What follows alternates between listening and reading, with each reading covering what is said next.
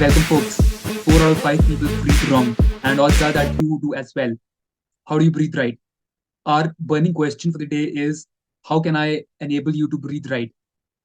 By explaining you the anatomy of breathing and what best practices you can follow. तो हम जब सांस लेते हैं तो हमारे 3 बॉडी ऑर्गन्स काम करते हैं। पहला लंग्स, जो सैक्स होती हैं, जो हवा अंदर लेती हैं और बाहर छोड़ती हैं। डायाफ्राम, जो एक मसल होता है जो लंग्स के नीचे होता है, और वो हेल्प करता है लंग्स को भरने में और उसको बाहर निकालने में हवा को। और तीसरा इंटरकॉस्टल मसल्स, जो तुम्हारे रिब केज के अंदर होते हैं, और वो तुम्हें सहायता करते हैं हवा अंदर और बाहर निकालने में। अब what is it that makes you breathe wrong?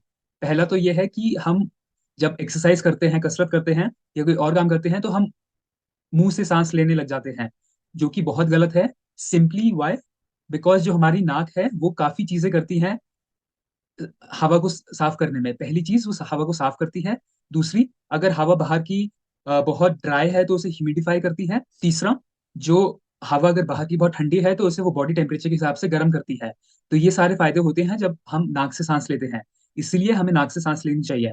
और दूसरी जो दिक्कत वाली बात यह है कि हम अपर चेस्ट ब्रीदर्स हैं, मोस्ट ऑफ अस। उसका मतलब ये है कि हम अपनी चेस्ट में हवा भरते हैं, जो कि हमें नहीं करना चाहिए। ये दोनों चीजें करने से क्या नुकसान होता है, रिसर्च करी गई थी, और उसमें ये जाना गया था कि eating disorder, high blood pressure, constipation और माइग्रेन जैसी दिक्कतें आ सकती हैं। और हम अब इसे सही कैसे कर सकते हैं? तो सही तरीका सांस लेने का दो चीजें हैं। एक तो आपको हमेशा नाक से सांस लेनी चाहिए, क्योंकि वो जो मैंने 3 चीजें बताई थी वो उसे सही करता है। और दूसरा, हमें बेली ब्रीदिंग करनी है। बेली ब्रीदिंग को हम डीप ब्रीदिंग भी बोलते हैं और डायफ्रामेटिक ब्रीदिंग भी बोलते हैं।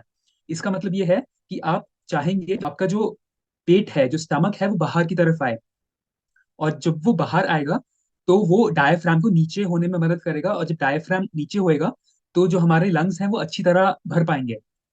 तो they something known as small blood vessels, जो हमारे नीचे वाले भाग में होता है लंग्स के। और उन स्मॉल ब्लड वेसल्स का एक बहुत महत्वपूर्ण काम यह होता है कि वो बहुत क्रिटिकल बॉडी ऑर्गन्स को ऑक्सीजन सप्लाई करते हैं। पर जब हम डीप ब्रीथिंग नहीं करते, उन स्मॉल ब्लड वेसल्स को ऑक्सीजन नहीं पहुंचती, जिसकी वजह से वो इन क्रिटिकल बॉडी ऑर्गन्स को ऑक्सीजन नहीं दे पाते। तो इसीलिए आपको डीप ब्रीथिंग प्रैक्टिस करनी चाहिए। और वो हम कैसे करते हैं? बेसिकली यहाँ पे मैं आपको 3 चीजें बताऊंगा, जिनकी मदद से आप अपनी सांस अंदर और बाहर लेने की टेक्निक को सुधार सकते हैं। पहला, आप डायफ्रामेटिक ब्रीथिंग प्रैक्टिस करिए। तो इसमें दो चीजें कर सकते हैं आप जो आपका राइट हैंड है वो अपने आप पेट के ऊपर रखिए, और जो आपका लेफ्ट हैंड है वो अपने चेस्ट के ऊपर रखिए। आप इसको अब बैठ के कर सकते हैं या लेट कर भी कर सकते हैं। अब आप ये चाहेंगे, जब आप ब्रीथ इन करते हैं, जब सांस अंदर लेते हैं, तो आपका पेट बाहर की तरफ निकले, और चेस्ट भी थोड़ी सी बाहर निकलेगी, पर जो पेट है वो ज्यादा बाहर निकलेगा।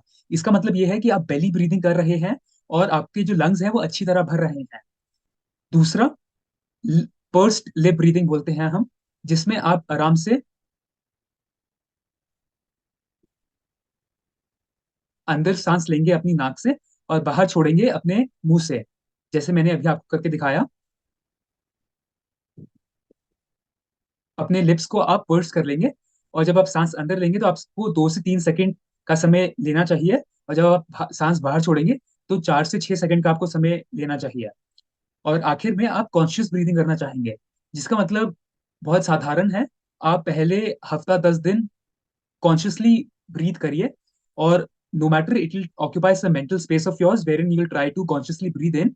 But what will happen is कि 10-15 दिन के बाद आपकी वो आदत पड़ जाएगी डीप ब्रीदिंग करने की।